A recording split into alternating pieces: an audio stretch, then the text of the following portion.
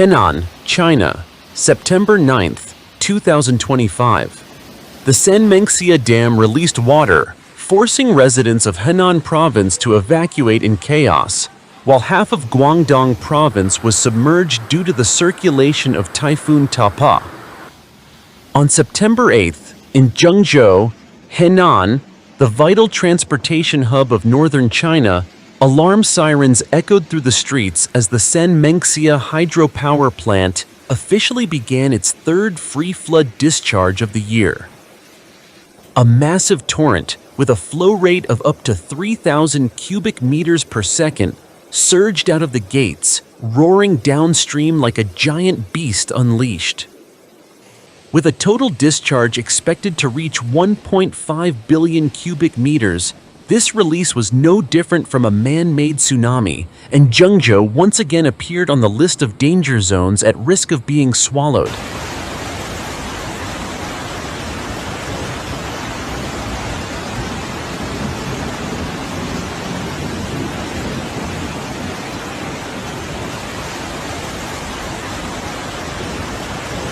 The Yellow River Conservation Committee insisted that the operation was necessary to balance flood control and silt removal, but for the people of Henan, the decision felt like a death sentence.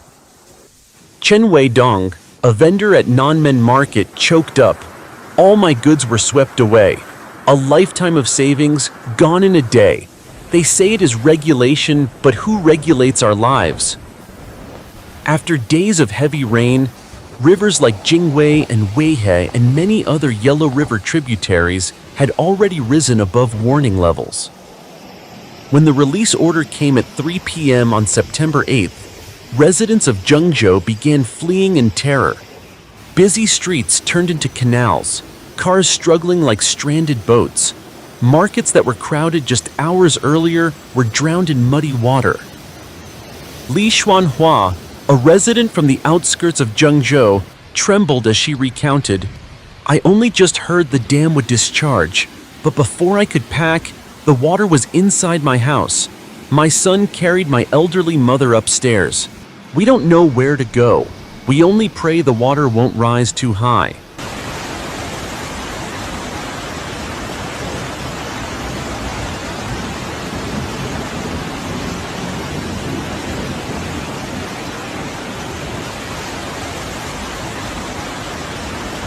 At noon on September 9th, China's Central Meteorological Observatory warned that from the night of September 10th to 11th, the entire province of Henan would face torrential rain, with some areas reaching up to 220 millimeter, rainfall described as pouring like a waterfall.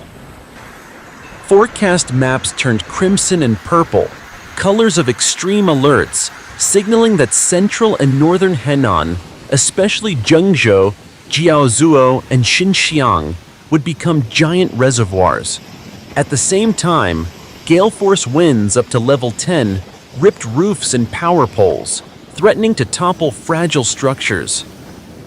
Meteorologists emphasize that residents must stay indoors, warning that a single night of extreme rain could swallow an entire village in seconds. Zhang Hai, a taxi driver in Zhengzhou, gasped. "Driving on the street felt like steering a boat. The water rose so fast I thought my car would sink. My passengers were terrified, and I just prayed to find higher ground." These voices turned forecast numbers into vivid, haunting nightmares.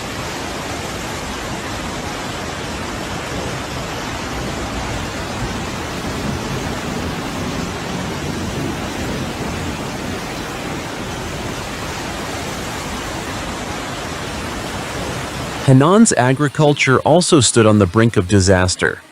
Provincial meteorological and agricultural bureaus admitted the risk of severe crop flooding. Summer corn and soybeans were in the grain-filling stage. Peanuts were fruiting, but saturated soil now faced more downpours. Wang Guoli, a farmer in Xinjiang, fought back tears. "My corn is broken. My peanuts rotted. If it rains more, we lose everything. Looking at the fields, I feel my heart shatter." Corn could collapse under gale force winds of level 8, and seeds soaked too long would rot, threatening the harvests of millions. Lack of sunlight added to the misery, as rice and crops could not grow properly. Once green fields now risked turning into endless swamps.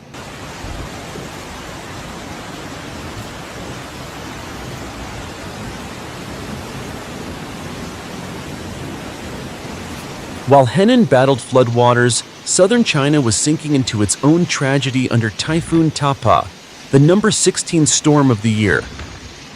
After making landfall on the morning of September 8th, chaos gripped Guangdong within hours. Half the province was underwater. Guangzhou, Foshan, Huizhou, and Dongguan turned into vast lakes.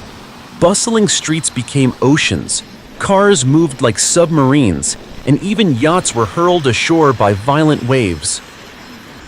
Cities as far as Shanghai, Shijiazhuang, and Guangxi also suffered from gales and landslides.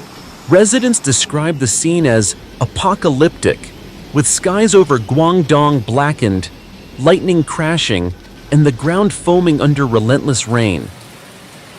Huang Lin, a resident of Guangzhou, burst into tears. I looked out the window and saw cars floating down the street. My child clung to me, asking if our home would be washed away.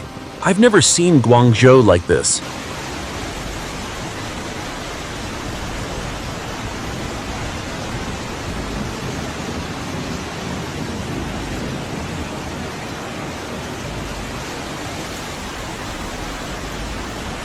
Major railways such as Zhanjiang to Shenzhen and Guangha to Maoming were forced to suspend all trains. Schools in Zhuhai, Yangjiang, and Yanfu issued urgent notices, keeping hundreds of thousands of students home to avoid disaster.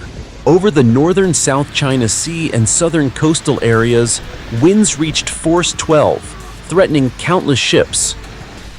Meteorologist Sun Chanin from China Weather Network warned, "Do not think the danger ends when the storm makes landfall.